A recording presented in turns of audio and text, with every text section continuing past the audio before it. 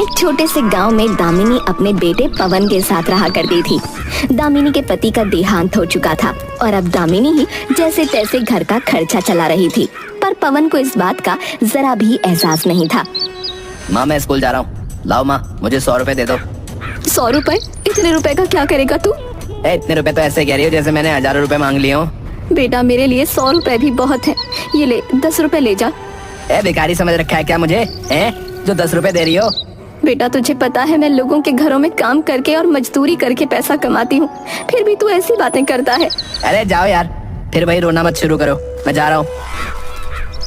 पवन के ऐसा होने का एक कारण उसकी संगत थी। उसके स्कूल के सब दोस्त एक नंबर के लफंगे और आवारा थे। ये उन्हीं का प्रभाव था कि पवन को अपनी माँ की तकलीफ नहीं दिखती थी। ऐसे ही एक दिन वो अपने दोस्त के पास बाइक देख लेता है तो वो लेने की जिद पकड़ लेता है। माँ मुझे बाइक लेनी है, अब मैं पैदल स्कूल नहीं जा सकता। तेरा दिमाग ठीक है? मैं इतनी मुश्किल से तुझे पढ़ा लिखा रही हूँ, घर चला रही हूँ, तुझे बाइक चाहिए? कहते हुए तुझे शर्म नहीं आती? मैं तब तक खाना नहीं खाऊंगा जब तक मुझे बाइक नहीं मिलती, बता रहा हूँ। पवन की जिद देखकर दामिनी अपना सर पकड़ लेती है। उसे कुछ समझ नहीं आ रहा था कि वो क्या करे, आखिर कैसे पवन को समझाए। पवन 2 दिन तक खाना नहीं खाता। फिर तीसरे दिन उसके घर के सामने बाइक खड़ी होती है। अरे वाह बाइक, माँ आपने तो कमाल कर दिया, ये तो बहुत अच्छी बाइक है, थैंक यू सो मच। पवन बहुत खुश था, लेकिन दामिनी खुश नहीं थी। खुश होना तो दूर की बात, वो तो उल्टा उदास लग रही थी। लेकिन पवन को इस सब से कोई मतलब नहीं था। उसने तो बाइक उठाई और अपने दोस्त राजू को दिखाने निकल गया। राजू ये देख, मुझे बाइक मिल गई। अरे वाह, आखिर तेरा सपना पूरा हो गया, बधाई हो मेरे भाई। गांव में बहुत कम लोगों के पास बाइक है, जिनमें से तू एक है। अब तो चल इसी बात पर गांव का एक चक्कर लगा के आते हैं, सबको पता चलना चाहिए ना कि पवन के पास बाइक है। हाँ हाँ बिल्कुल मेरे भाई। वो लोग बाइक से पूरे गांव का चक्कर लगाते हैं और पवन सबको अपनी बाइक दिखाता है। पर तभी राजू कहता है, पर एक बात बता यार, तेरी माँ के पास इतने पैसे कहाँ से आए जो उन्होंने बाइक खरीद ली? अरे मुझे उससे क्या मतलब है, मुझे तो सिर्फ बाइक से मतलब है। नहीं पवन, तुझे मतलब होना चाहिए, क्योंकि तेरी माँ इतना पैसा तो नहीं कमाती कि बाइक खरीद सके। कहीं उन्होंने कोई गलत काम तो नहीं किया ना? अरे हाँ, इस बारे में तो मैंने सोचा ही नहीं। चल मैं उनसे पूछ लूंगा। तुझे क्या लगता है, अगर उन्होंने कोई गलत काम किया होगा तो वो तुझे बता देंगी?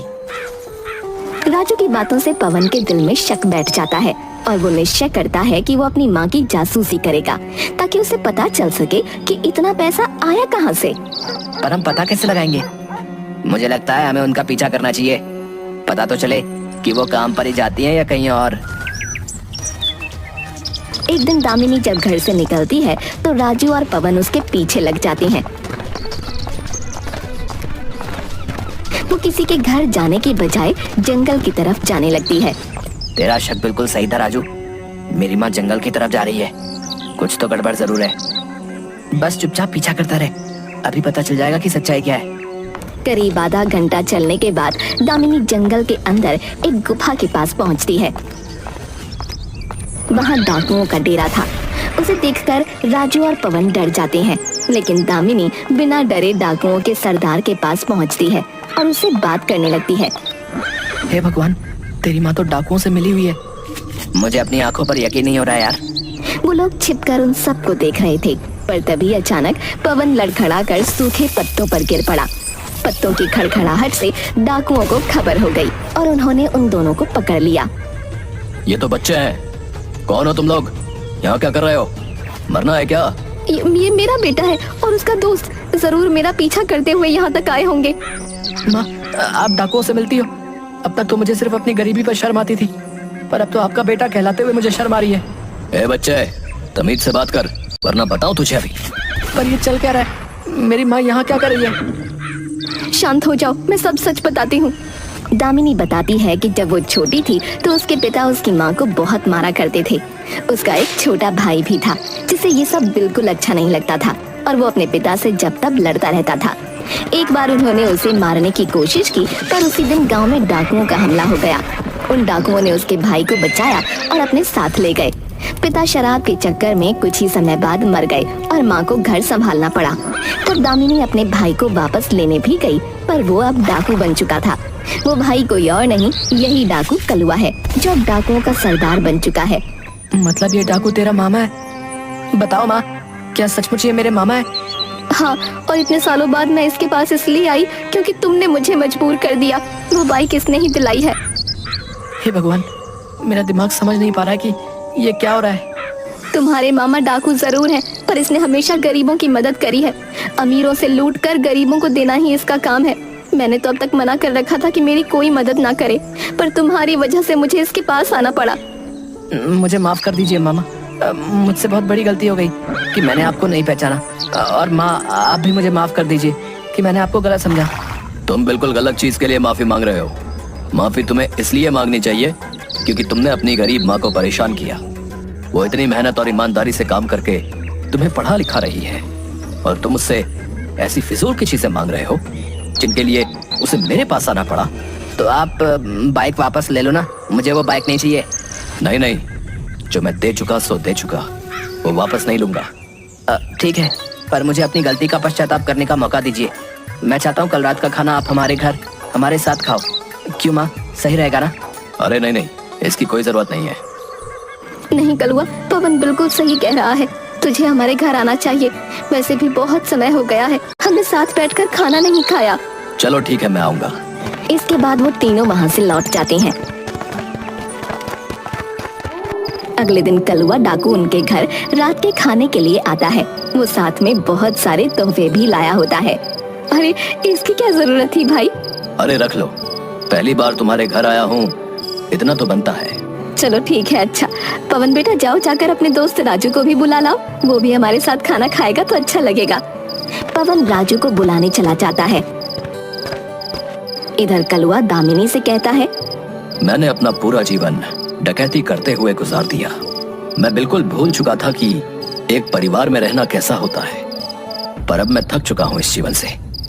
मैं सोच रहा हूँ पुलिस को सरेंडर कर दूं। अरे पर क्यों? क्योंकि तुम लोग अब मुझे वापस मिल गए हो। अब अगर मैं कभी पकड़ा गया तो उसमें तुम लोगों पर भी आंच आएगी। और वैसे भी कोई अच्छा काम तो नहीं किया है मैंने, इसलिए सोच रहा हूँ कि लूटा हुआ सारा सामान सरकार को सौंप दूं और सरेंडर कर दूं। तुम ये कैसे कह सकते हो कि तुमने कोई अच्छा काम नहीं किया? तुमने गरीबों की मदद करी है। हाँ, पर अमीरों को लूट कर। अच्छा छोड़ो ये सब बातें, चलो हम लोग खाना खाते हैं। हाँ बस पवन और राजू आ जाए, फिर खाना शुरू करते हैं। वो दोनों इंतजार कर ही रहे होते हैं, पर पवन और राजू के आने से पहले वहाँ पुलिस आ जाती है। कोई होशियारी करने की कोशिश करी तो भेजे मैं गोली मार दूंगा। अरे अरे, ये क्या हो रहा है? तुमने मुझे इसलिए खाने पर बुलाया था कि पुलिस से पकड़वा सको। अरे नहीं, मेरे भाई कैसी बातें कर रहे हो? मैं ऐसा क्यों करूँगी? घुटनों पर बैठ जाओ और हाथ ऊपर कर लो। दामिनी और कलुआ दोनों को समझ नहीं आ रहा था कि ये क्या हो रहा है। पुलिस को आखिर खबर किसने की? और तभी पवन और राजू घर में दाखिल होते हैं। पता चलता है कि उन दोनों ने ही पुलिस को बुलाया था। क्या ये सच है कि तुम दोनों ने पुलिस को बुलाया? हाँ, ये डाकू है और इसको जेल में ही होना चाहिए। पवन ने बिल्कुल सही कहा। हम वैसे भले चाहे कितने भी शरारती बच्चे हों, लेकिन इतना तो जानते हैं कि डाकू कितने खतरनाक होते हैं। ये सुनकर कलुआ हंसने लगता है और दामिनी रोने लगती है। तूने बहुत गलत किया पवन, बहुत ज्यादा गलत। तू कम से कम मुझसे तो एक बार बोलता। इतना बड़ा फैसला अपने आप ले लिया। मुझे पता है आप मेरी बात नहीं मानती, और आप रो क्यों रही हो? ये भले आपका भाई हो, पर है तो एक क्रिमिनल ना। वाह भांजे वाह, मान गया तुझे।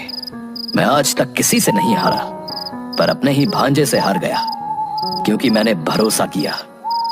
लेकिन बेटा, मुझे कैद मंजूर नहीं है। ये कहकर कलुआ उठ खड़ा होता है और एक हवलदार की बंदूक छीन लेता है। पुलिस और उसके बीच झड़प शुरू हो जाती है। दामिनी, राजू और पवन अपने कान बंद करके जमीन पर लेट जाते हैं। करीब 5-10 मिनट तक वो मुठभेड़ चलती रहती है और अंत में कलुआ उसमें मारा जाता है। हाय मेरा भाई, वो इस जिंदगी से थक चुका था। वो लूटा हुआ सारा सामान सरकार को सौंपना चाहता था, सरेंडर करना चाहता था। ये सुनकर पवन के पैरों तले जमीन खिसक जाती है और तभी दामिनी आगे आकर कहती है, तूने उसे मौत के घाट उतार दिया। तूने अपने मामा को मार डाला पवन। हाँ तू ही इसकी मौत का जिम्मेदार है। मैं तुझे कभी माफ नहीं करूंगी, कभी माफ नहीं करूंगी। पवन को दामिनी की बातें सुनकर बहुत बुरा महसूस हो रहा था।